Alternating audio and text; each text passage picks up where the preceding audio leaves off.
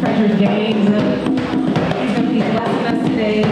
He is the head of Ethnic Studies Department over at the College of San Mateo.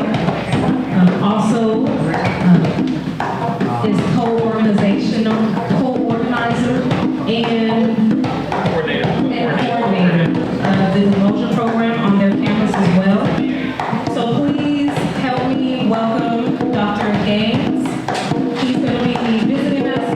Also, he visited us last year, so we want to give him a warm welcome for joining us again this year. So please give us a welcome. Thank you. Guys, come on in, guys, come on. Welcome, guys, welcome. I'm Dr. Gaines, Frederick Gaines from College of San Mateo. I'm honored to be here. I want to just bless my brothers and sisters that invited me. I don't take it lightly to be invited. And so, because you are very, very important human beings, I take this seriously.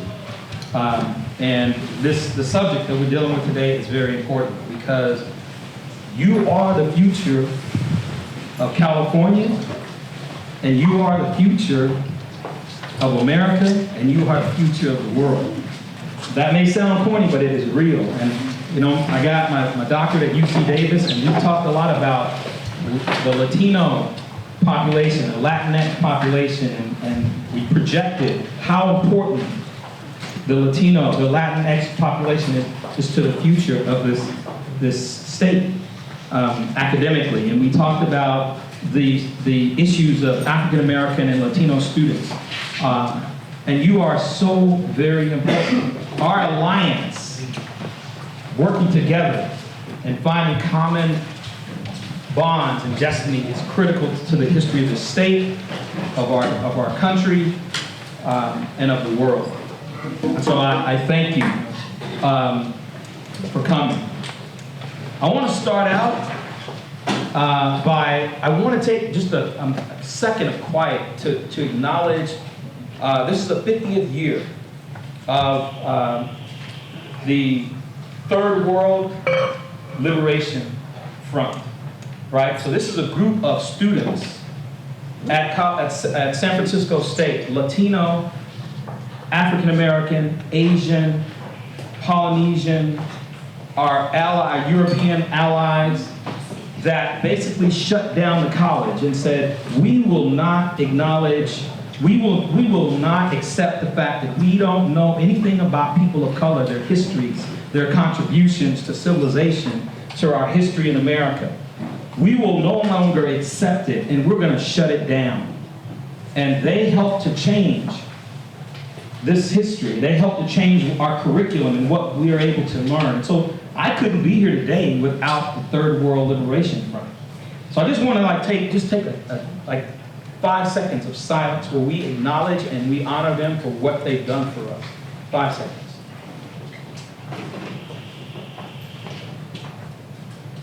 Ashe. Ashe. So, could you say this after me? Ubuntu. Ubuntu. Ubuntu. Ubuntu. Ubuntu is a South African term that means that I am because we are. I am because we are. It is about accepting and honoring human beings just because you are human, and not differentiating between men, women, black, and white. It's accepting humanity. And that's really what we're going to be talking about today. And the only way we get there is by developing some respect and understanding our common bonds. We're going to follow along with this presentation. We'll stop. I'll try to give you time at the end so that you can ask some questions, whatever, have a discussion, talk about how it affected you. But we'll try to do that. So here we go. This is a journey, and I hope you enjoy it, and I hope it enlightens you. First of all, I just want to make sure I make it very clear that I'm biased, that I have skin in the game. Is that what you young people say? I have skin in the game when you like have an interest, a self-interest. Is that what they say? Is that appropriate? Is that what you say? Oh, yeah, they're like, no, I don't think so. Okay, I won't use that. What do y'all say when you say I'm down with something, or I'm with something, or I feel like that? I say I'm down. Okay, okay. So I want you to understand that I have an interest, personal interest in the fact that we have to find a commonality as human beings, because my family is made up of a very diverse group of people, right? So these are my nieces and nephews from Guatemala, from the Garafunde. Right? I'm probably not saying that right. Excuse me if I'm not, but I'm trying. They're from the Garafunde tribe in Guatemala. If you didn't know, there are Africans in Guatemala. Now you know. Right? This is my uncle's grandson, Afro-Mexican. And this is my son, who is Afro-Chinese. And then my second son, Afro-Chinese, Afro-Mexican, Mexican, Puerto Rican, okay? I can't say that. I was going to say that. So here's another picture of my kids with their grandmother who's Chinese. My wife, Jamie, with her family, right? And my family lives next door to me, Abby. This is family. This is family. So I care deeply. So I'm a little biased. So I'm just telling you, putting it all out front. That's what scholars do sometimes, and and I want you to know. Yeah? Thank you. Thank you. Now my wife, speaking of family, my wife said to me, baby, you can't tell everything.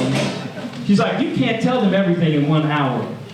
And so one of the things I wanted to do, I'm telling you what I intended to do, because I'm going to skip past that and we're going to start later on in history. But what I wanted to do was I wanted to correct this idea that Africans are inferior. Because this is the deal. This is the deal. Can I be just real, like I'm at my college? Please. No one wants to be black. Let me let that marinate. No one wants to be black. Now I'm exaggerating, because I know some people looking at me going, I know I like being black. But let me just tell you, no one wants to be black. I got Chinese relatives. I've heard what they say about black people, and they love me. Paid for my wedding, sitting on vacation. I got Latino relatives. I hear what they say. I understand what they, right? I'm not hating on them. But no one wants to be black. And why is that? 500 years of degradation, of bad rapping, of lying and misleading. And then you have the impact of those people who are traumatized and then the way they're reacting to it. Right? So no one wants to be black. So what I tried to do is I said, man, I need to show these people that philosophy started in Africa. How many of you guys knew that? The Greeks didn't start philosophy. They were thousands of years behind. Thales went to Africa to study. And guess what? The Greeks said it. We're not making this up. They said it. Right? Mathematics. The Lobombo bone. 35,000 years old. They discovered in a cave in 1950. And you still don't know about it. How many of you guys know about the Lobombo bone? It is a mathematical calculator that the people of the Congo were already using 35,000 years ago, right? How many of you guys have heard of the discovery in Blombo's cave? Blombo's cave. 100,000 years ago, they found pigment, animal fat, resin, where Africans were doing painting.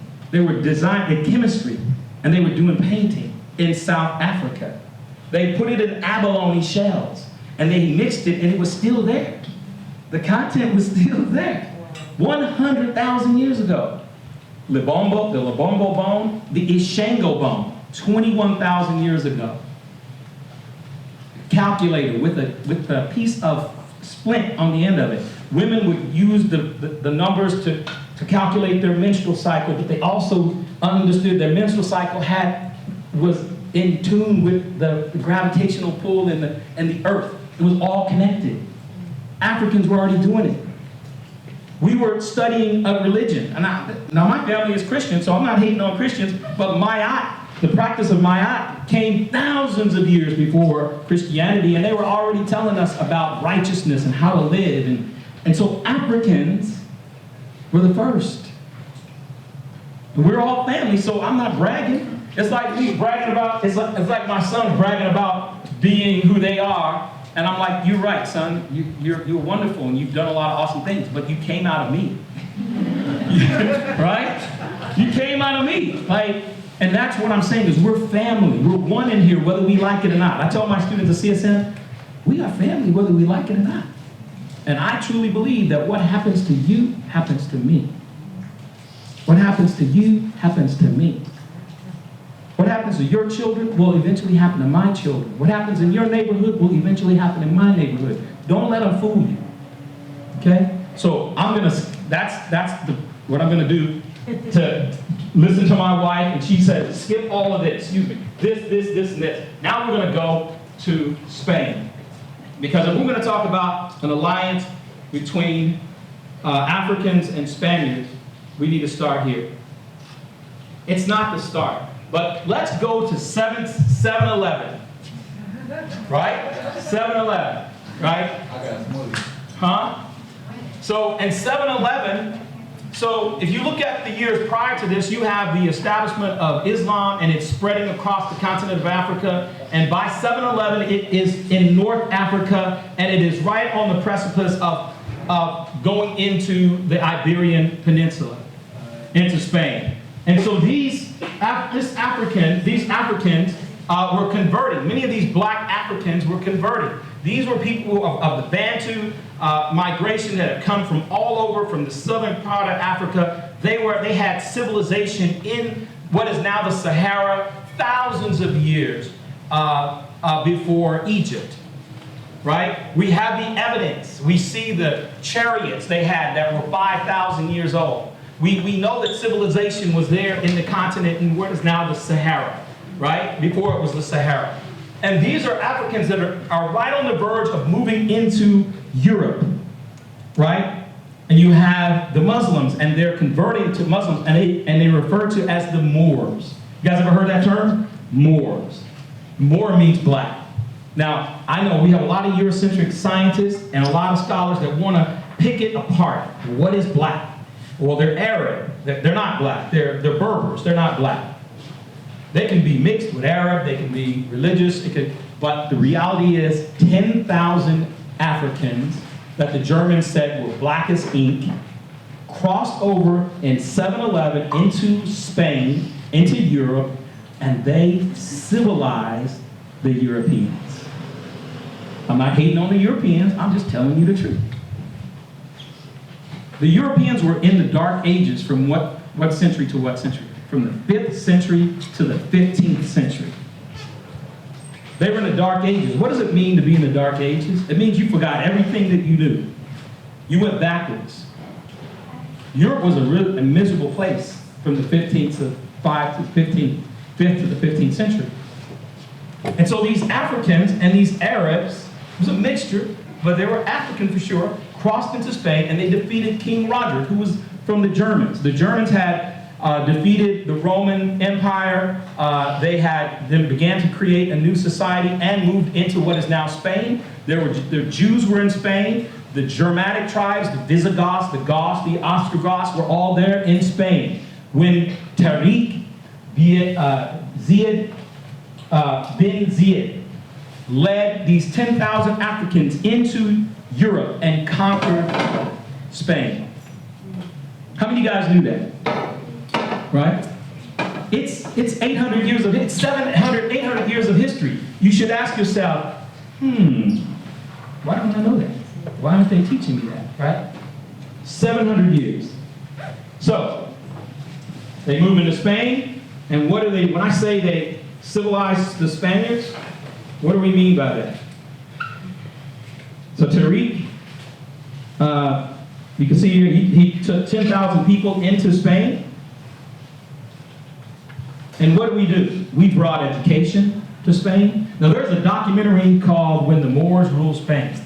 You can go online and you can watch it, and it'll verify, a lot of the scholars that will verify what I'm telling you here. We brought education, we brought technology, we brought architecture, we brought medicine, and we brought hygiene to Spain.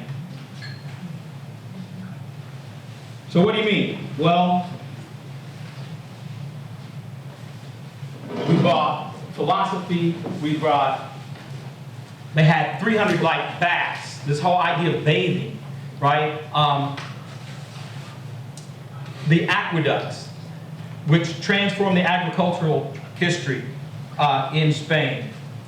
They had running water, warm and hot, cold and hot, running water that they used gravity. Now we know that this is so because if you watch the video, if you watch it and you read it, they literally found the toilets and the underground systems that they used for they had these beautiful gardens with water that would run, and it was theirs. And so we know it's there. There's no question whether it's there, right? Their architecture was very complex. Mathematics, right? Hygiene, medicine, were all brought to Europe. So, why don't we know this stuff? Because what we do know is that over a period of several hundred years, the Europeans began to gradually take back some of Spain over periods of years. And then in 1492, Ferdinand and Isabel come into power in Europe, and they then reconquer all of the Iberian Peninsula. And what's the first thing they did once they conquered the Iberian Peninsula? They destroyed 1 million Arabic books. They burned them. Okay? They destroyed 1 million Arabic books. What is that called? That's called epistemicide. Epistemicide. It comes from the term epistemology. It's when people destroy your knowledge. It's when they redefine you and they destroy your knowledge and they got rid of their knowledge base. They said, we're going to define you. Dr. Wade Noble says the definition of power is the ability to define someone else's reality and have them live it as if it were their own. That is power. Power is the ability to define someone else's reality and have them live it as if it were their own. And they took power over the people of Spain. So for 700 years, what were those people doing? They were mixing and mingling. They were developing Now, was it all kumbaya? No. People were being fined if you were not Muslim. They would fine you. They would make you pay more taxes and all that. But you did coexist. You could go to school. You could run your business. It wasn't like they destroyed you.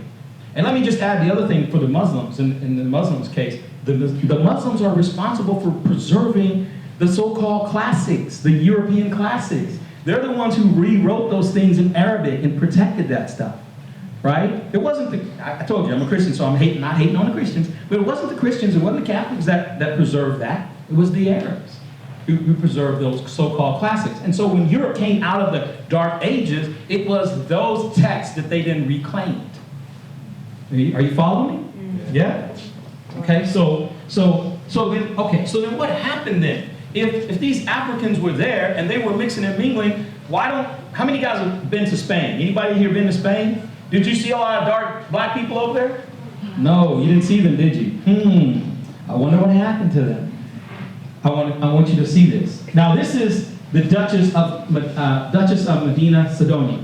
And so her family, what you see here, these are her archives. They have family archives from the 1490s and before.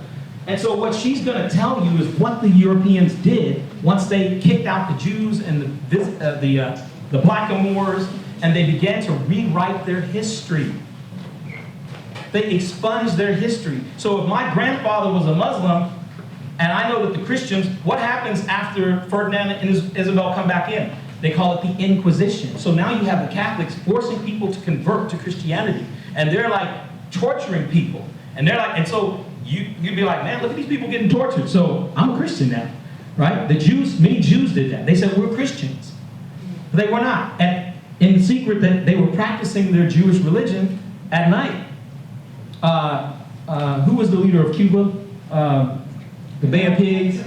Fidel came from that group. His family was a mixture of Jewish, I forgot the name of the group, but they're a mixture of Jews, but they pretended to be Catholic, but they were really Jewish. Fidel comes from that group, right? So what happened is that Europe began to put pressure on all the people of the peninsula to convert. And people found different ways to deal with it, right? But if my grandfather was a Muslim, I just changed the records. I changed the records. I converted to Christianity. I did whatever I could to protect myself. So I'm going to allow the Duchess to tell you what the Spaniards did under this type of pressure. And it's the reason why you don't know about black people in Spain today. It's one of the reasons, I would argue. My vassal, because he was a foreigner. Because my vassal. If it wasn't written here, I wouldn't believe it. It was very common for Muslims to ally themselves with Christian factions, especially when Christians were warring with each other. It must have been quite a surprise to discover that your ancestor was a Muslim. Yes, a great surprise. This is because there had been a chronicle which dated back to the 16th century, in which the Guzman family had cleaned up its political and ethnic past. Guzman was said to have been born in León. They didn't just do this with the Guzman family, but with all the families that had doubtful ancestors of doubtful race. They cleaned it all up. We have a whole load of documents here from the Spanish Register, and they turn everything we know about Spanish history upside down. The Spanish are simply inventing history. They have turned history into a fable. Of human history. It dates to 1297. The king refers to Guzman as So what did she say? They have turned history into a fable.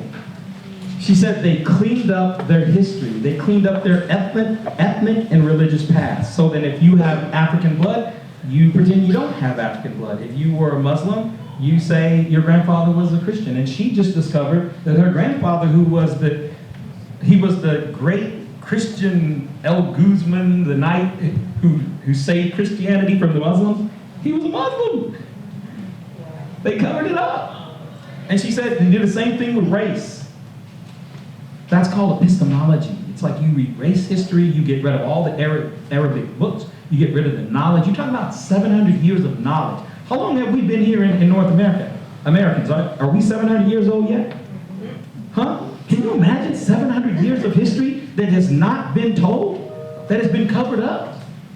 Are you kidding me? 700 years, at least. And so what she says is, they just rewrote history. How do we know? What kind of evidence do we have that Africans were in Europe and that Africans made great contribution to Europe? Have you guys ever heard of Santa Claus? Yeah. Santa Claus. Well, in Europe they call it Sinterklaas. Sinterklaas. Now, Santa Claus is the great saint, is it Saint Christopher? And he represents whiteness, purity, spirituality, dominance, And what you see here is Europeans are acting out. They're trying to expunge themselves of this 500 years of history or 700 years of history, because black people began to be degraded over a period of several hundred years, and nobody wants to be black. So what you have to do is rewrite the history. So here what you have, this is evidence. They still practice this every year in Europe. And this Santa Claus comes on a boat. And how did the Africans come to Europe? On a boat. Okay? And here are the blackamoors. Now all those European scientists say, oh, they weren't black. You know, they were black. Okay. Look what they're doing here. They're dressing in blackface. They do this every year in many, many European towns and communities. And these are his helpers. Right? They're subjugated. They do what he tells them to do. Now your kids, if your kids haven't been good, they'll tell them the blackamoors are going to get you. That sounds familiar to you? And who's the Santa Claus? Who gets you, or who's Santa Claus helper in America? The elves. Yeah, the little green elves, right? So really, I didn't know that the elves represented us, black people. But they do. So here you have these Moors, and what happens is, he's basically, every year, Europeans are acting this out, because this was 700, 800 years of their history that they want to forget. I'm sorry. I mean, I'm not hating. I got Europeans in my family, so I'm not hating anyone. I'm loving Ubuntu. Right? Look here. If you go to Europe, you'll see images, noble families with these crests, the family crests that are African. Now what you see over time is these brothers right here, they get whiter and whiter and lighter and lighter. Right? Right? We see this in Central and South America as well. Right? We see people whitening the race. Whitening the race. Right? And this is what we see here. This is what I put down here. I think it sounds pretty good. I mean, you know, I was like, okay, that sounds pretty good, James. I said the tradition of Santa Claus and the Moors, it says, his arrival as their superior king or master, was one that continues to be a symbolic subjugation and discrediting of the African in the European psyche, history, and culture. And so these are images that help people process this history, right? Here's some other images that are proof that before the, what do they call it? When you come out of the Middle Ages, it was the Enlightenment period, right? The Renaissance. The Renaissance. Thank you. Before the Renaissance, we see iconography of black Marys, black Jesus, very black people. And you can go to Europe right now and go to almost any country in Europe, and you will find in the old churches, Mary, Jesus, you see these kind of images. These are all icons from that earlier period. I challenge you to go. Now look who the Pope, right? I'm not hating on the Catholics. I'm just saying, look who the Pope is praying to. Is that a little different image than what you know from Mary, right? Very different, right? So these are images that prove to this one right here is somewhere in France. There's some in Russia, Prussia. I mean, they're all over the place. These images are from, every single one of these black images are from different European countries. Now, what happened during the Renaissance? They call it the whitening. All of those great painters that you learned about, they took many of these icons and images and they whitened them. They whitened them. Sometimes in the paintings, they actually left the tips of the fingers still brown. Right? Just the tips of the fingers. This tip, for some reason, they just left the tips of the fingers brown. I don't know what that was about. Right? So why do we cover that period? We have to, because most of us, how do you respect the people who have no contribution, have made no contribution to society? It's not, you don't have to be a rampant racist. You say, well, what do black people do? People used to ask me that. You know, well, you know, the Chinese came here and they did these great things, and this group came here and they did the great things. Well, what do black people do? I go, oh, we did a hell of a lot. You know, you ever heard of Tulsa? You ever heard of Rosewood? Have you heard about the 50 all-black towns at the turn of the century in Oklahoma? And what happened to all those? Violence. We suffered violence. And we still persist. We're still resilient. But we have done a lot. And so what I want to do with you, the way we create common respect for one another is understand that we all have made contributions. You can't respect the people that you don't believe have made a contribution. And so here what we have is, how many guys know that California is named after a black woman? My sister right up here. Thank you, sister. My brother, my sister. You guys didn't know that? California. How many of you guys knew? We got, let me see those hands again. Is that three people? California. Queen Califia, or they spell it a couple times. Califia, right? The queen. And where did that name come from? It came from a romantic novel in the 16th century that was created in Spain. And every Spanish boy grew up learning about the Queen Califia. She was a ruler, the woman ruler of a kingdom, of this kingdom that they said was in California. They said it stretched from Baja to like Hawaii. And he thought it was an island. And they said these black women, nothing but black women, ruled this kingdom. And they subjugated, the animals would do what they told them to do. And they had these animal-like, half-animal, human things called the griffins. And these griffins would protect them. And they were amazing. And every schoolboy in Spain had to learn about them. And they all had fantasies about these black women. And in one description, they said she was voluptuous. They said she had hips.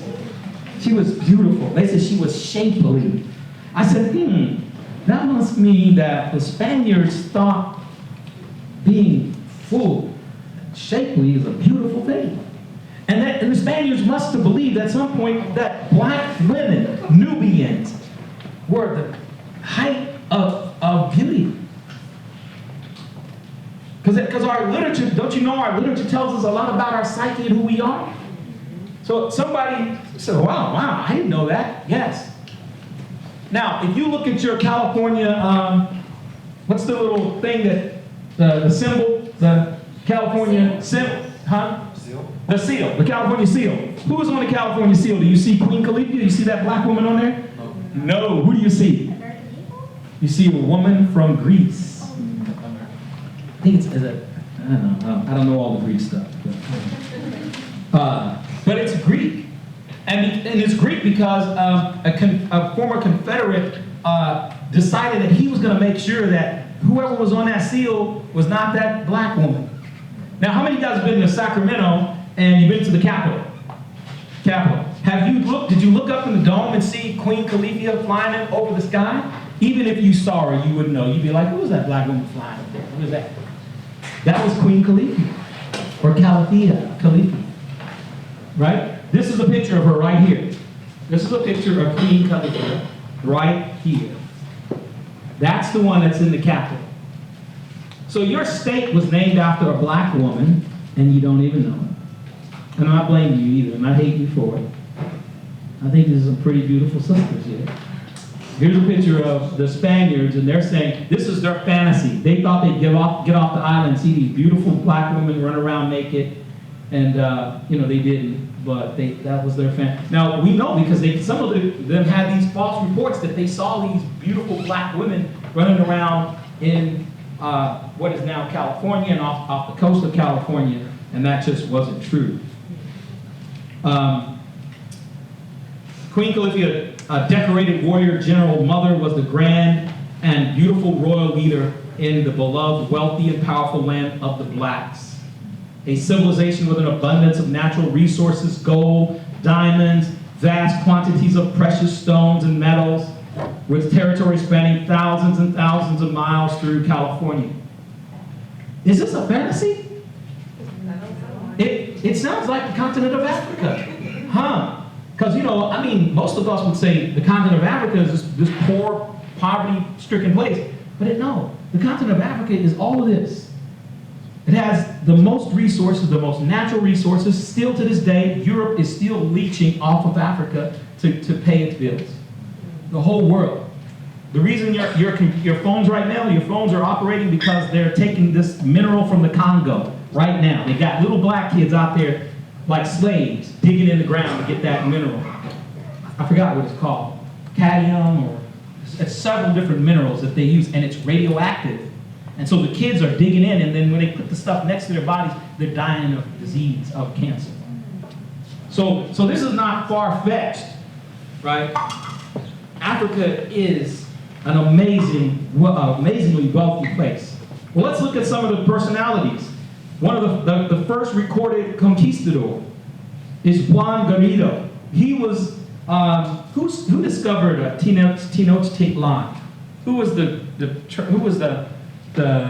explorer? He was with him. Now, I want you to see what he writes to this is a black man, I think you can tell that. He was a black African Spanish conquistador. African by birth. He went to Portugal as a young man. In converting to Christianity, he chose the Spanish name Juan Garrido, handsome John. Unlike his fellow conquistadors, Juan Garrido appears to be the first free black person in America, as we know that's not really true, and he was the first person to grow wheat in America. This is what he writes to the king. I want to spend some time on his letter. Let's see. So here's this black man he said, look, I helped, quote unquote, discover. Guys, I want you, every time you in your history books, you see the term discover, I want you to underline it. And I want you to ask yourself, like, what's your name, sister? Huh?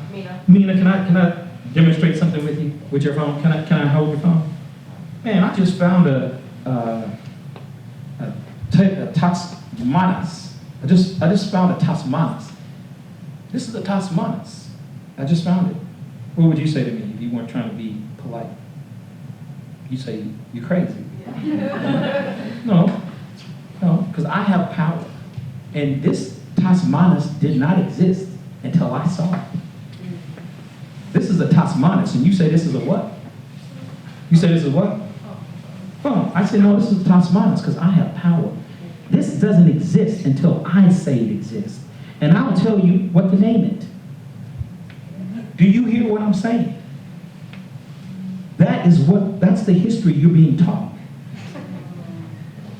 Because they have epistemicized you. They have taken away what knowledge. They redefined what knowledge is and what is the most important knowledge.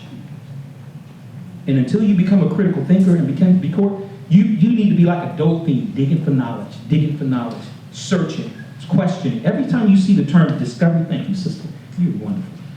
Every time you see the term discovery, you ought to underline yourself. What do you mean? How do you discover something that's been here for thousands, maybe millions of years? That's arrogance. That is arrogance. Juan Garrido says, we have his real letter, but I'm not, I can't read his letter, but I want you to see it. That's his real letter that he wrote to the king. He says, okay, I gotta put on these glasses because I am 55. Come on, man. Come on, wait, where did it go? All right. Okay. So it says, in 1538, Garrido provided testimony on his 30 years of service as a conquistador. I, Juan Garrido, black in color, resident of this Mexico City, appears before your mercy and state that I am in need of providing evidence to the perpetuity of the king, a report on how I served your majesty in the conquest and the pacification of this new Spain, from the time when the Marqueses de Valle Cortez entered it and his company. I was present at all of the invasions and the conquests and the pacifications which were carried out, always with the said Marqueses, all of which did at my own expense, with my own money, without being given either salary or allotment or native repartimente, I don't know, I'm not saying that right, apartamento de indios. You know what repartimento de indios is? It's when the Spaniards would give you land and then they would force indigenous people as slaves to work with you. So they give you free land and then they said, we're going to give you some Indians, quote unquote. I'm saying that it's a negative term, but that's what they said. We're going to give you these indigenous people and they're going to help you clear your land. You're going to work them to death and you're going to give them diseases and they're going to die, but you're going to work them so that your land, you can make great wealth. And he's saying, I didn't have any of that and I even paid my way. And then he says, to discover and pacify San Juan, Puerto Rico, and also as I went on the pacification and conquest of the islands of Cuba with the Adelantado Diego Velasquez. In all these ways, for 30 years, have I served and continue to serve your majesty. For these reasons stated above, do I petition your mercy, and also because I was the first to have the inspiration to sow maize here in New Spain, and to see if it worked, if it took. I did this and experimented at my own expense. So this is a black man in the 16th century who's in Spain, who helped conquer all these islands. I'm not bragging about that because that's something else they didn't tell you, is that because these Africans were here and an integral part of the Spanish culture, they were some of the conquistadors. We did damage to our indigenous brothers here. We cooperated. We were participants in this destruction. That's reality. Okay, how much time do we have? 15, okay. So here's Handsome John, Corrido. My wife told me I didn't have a lot of time. I gotta listen to her. She's 98% of the time. She's right. This is Estebanico, a Spanish shipwreck in 1527, 1528, or 28. Deposited survivors included Estebanico and a white sailor, Cabeza de Vaca, on what is now the shore of western Florida. The two men wandered for 7 years, and their knowledge of the Southwest led to the Coronado expedition of 1540, which, there's that term, discovered the Colorado River. How arrogant. A prelude to further exploration in the direction of California. And if you read about Estebanico, this was an African. He was not just this brainless guy running around behind the Cabeza. He knew about medicine. He was a linguist. He knew many languages. He helped them stay alive when the indigenous people came to attack them. Many times they would not attack because he was there. And I don't know where he learned the languages, but he was a linguist. And he helped them, right? Okay, keep going. Okay, so King Charles, so here you have a picture of, this is California, right? This is California, and down here is Mexico. What many of us didn't know, or I wasn't taught, is that in the 16th century, King Charles had heard from the Russians and the English. The Spanish had claimed California from, I think, like a couple of hundred years, at least 100. And what was happening is the Russians and the English were saying, we're exploring too, and they were coming to California, is what King Charles III believed. So what he said was, we need to establish populations of people in what is now the wilderness of California. But they didn't know enough about California. They had been off the coast. I think Jose Vizcaíno had been there earlier, and all he knew was there's some friendly indigenous people there, but he didn't know a lot about California. It was a wilderness. It was a wilderness. Now the people here in Mexico are New Spain. This is where they launched this attack so that they could come up into California, and they were looking for Monterrey, and they couldn't even find Monterrey. They missed it a couple times, but they had two different groups of people coming up into California to settle California. And most of the people who came up to settle California were either black or indigenous. Very few whites wanted to come into this wilderness. They did have some soldiers, and they had some priests, and then they had the indigenous people and Africans that were mixed, right? They had nothing to lose because they had an opportunity to settle California. So this is where you get San Jose, Monterey, Los Angeles, all settled by these indigenous black and black people, right? And so what they did was they said, we need to settle it, and we need to have soldiers in each town. We need to have priests to subjugate the indigenous people, and we need to have, because we need some people, workers, to grow the food. We need people to subjugate. So they brought the indigenous tribes, and they began to try to Christianize them, to subdue them. Father Sarah, this was the Portola expedition, right? The Portola, and Father Sarah was the Catholic priest who was along on that expedition. And then basically what they did is they developed these towns that we now know as Los Angeles. There was a town called Bransford, and that town went out of existence. But they mostly were black and brown people who settled these towns. I'm going to show you, with the last few minutes I have left, Los Angeles, right? But guess what? You say, well, how is it that now these people are not black, that these people are, what happened to the black people? This is what happened. These people started to settle here. They took over the land, and the government gave them rights to the land. So you imagine for 50 years, there are not very many Europeans coming up in this part of California. Now all of a sudden, after it starts to get settled and it gets cleared, more and more Europeans are coming into California. You got all these beautiful black and brown women running around, and their fathers are saying, we need to whiten the race. And as soon as a European guy showed up, he goes, hey, here's my beautiful daughter. And the white guy's going, he ain't stupid. He's like, man, that sister's fine, and she's rich. She's land rich. She's land rich. And then they would marry the black women, and they would lighten the race. And over a period of a couple generations, they began to lighten the race. People didn't even know they were black. They didn't even know they were black. Okay? All right, I gotta hurry because I want to show you this. Along on that track was Pedro Pratt, who was a doctor. He was a medicinal doctor, but he was also a college-educated doctor. Pedro Pratt, who was with the Portola expedition. I'm gonna keep going. You guys know what these are? These are Costa paintings. And basically, these are this whole issue of colorism. It's about the lighter you are, the better you are. The darker you are, the worse you are. And so these are Costa paintings. This is the Pico family.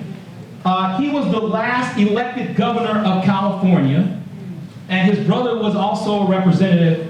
And these are black, these are mixed. Remember the people I told you who were mixing and mixing? These are the results. And these are some of the first leaders of Alta California. The Pico Tapia families, these are black and mulatto families. And you know what? They didn't really tell you that they were black. They didn't tell you they were black. They told you they were Mexican. Why would they tell you they were black? Because there still was a loss of status. By this time, there's a loss of status if you said you were black or if you were mulatto. But if you were Mexican, it was okay. So a lot of these people they never said they were black. This is his family. You see these sisters right here? Can you imagine? They're African. Their phenotypes don't tell you that, do they? Don't always go by phenotype. If you don't want to be black, don't take a blood test. Don't you dare. If you don't want to be black, don't take a blood test. I've got to show you this. Okay, where is it? 5 minutes? Okay, you guys got it. Okay, you got to see this. With over 21 million residents, it's the largest city in the Western Hemisphere. I've come here to find treasures too. But these are housed in the National Museum of Mexico. So what are you taking me to see? We're going to see the Costa paintings. The Costa paintings. By the end of the 17th century, interracial relationships were on the rise. The Catholic Church allowed marriage between all groups. The law granted freedom to the children of black slaves and indigenous women. White men increasingly impregnated black women. They always begin with Spanish and Indian, that it makes mestizo. Then mestizo and Spanish castiza. Castiza. The third one is castiza and Spanish, mixed Spanish. Maria Elisa Velasquez is a professor of history and anthropology. These 18th century Casta paintings were painted to show Europeans the diversity of the people here. These 16 images are a sort of an anthropological cookbook showing the results of mixing the genes of black people, brown people, and white people. What about me? Which one in the 16? You will be here, look. Let me see. This one, a mulatto. The little kid, that's the mulatto. The beautiful brown baby like me. What would Barack Obama be? Also a mulatto. Okay, Beyonce, she would be mulatto? Yes. What would Tiger Woods be? A lobo with African descent blood and also indigenous blood. These people were crazy. Yes, they need pseudo-scientific reasons to explain why some cultures will be inferior and you have to make them slaves. And they found it. They found it. 16 shades of blackness. Yes.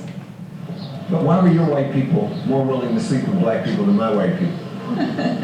Quite well. Because the culture of the Spanish church allowed the marriage between all the ethnic groups.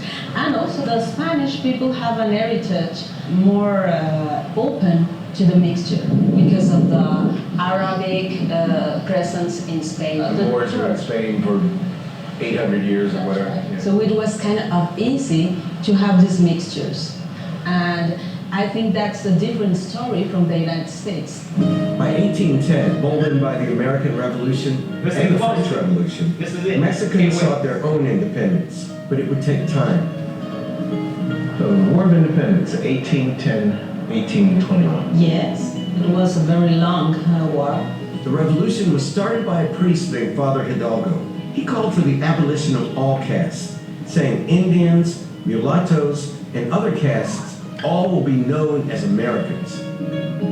After he was killed, his cause was taken up in succession by two generals, a priest named Jose Maria Morelos and Vicente Guerrero. In fact, both were Afro-descendants. Wait a minute. Two black people were generals in the War of Independence. Yes. This is like George Washington being black Yes. for Americans. Yes, yes. That's astonishing. Yes. After Morelos was killed by the Spanish in 1815, the Negro Guerrero, as his enemies mockingly called him, saw the war to its conclusion with the help of many black Mexicans. In one story, Guerrero's father beseeched him to surrender to the Spanish. In front of his men he answered, "You are my father, but the country comes first." La patria es primero is now a famous phrase throughout Mexico. Yes. And in fact, in 1830, Guerrero stopped slavery by writing the law in the Constitution. 33 years before Abraham Lincoln signed the Emancipation Proclamation. Yes. Also, an important thing about Guerrero is that he was the second president in Mexico. So you had your Barack Obama in 1830. That's right. So once again, Mexico is ahead of the United States. Yes, of course. That's amazing. Today, Mexico City. Okay. I'll stop there, and I'll just say, to wrap it up, I want you to have to look at this. I'll just say, to wrap it up, that it's really, really important. I hope that you learned something, okay? But I hope that you understand that, first of all, what people put in front of you as education, as knowledge, is not necessarily all there is to learn. And you have to ask questions, and you have to demand that people bring you the real story. And if they don't, you go seek it out. That's what the Third World Liberation Front did. They said, you're going to teach us about black and brown people and Asians and Pacific Islanders. You're going to do it. And that's what we need you guys to do. Because we're not going to make it without you. I mean, you are our future. And I will challenge you to, number one, love each other. Ubuntu. Right? But the other thing is to learn about each other's histories and understand that we are all in this together. What happens to you happens to me. Peace.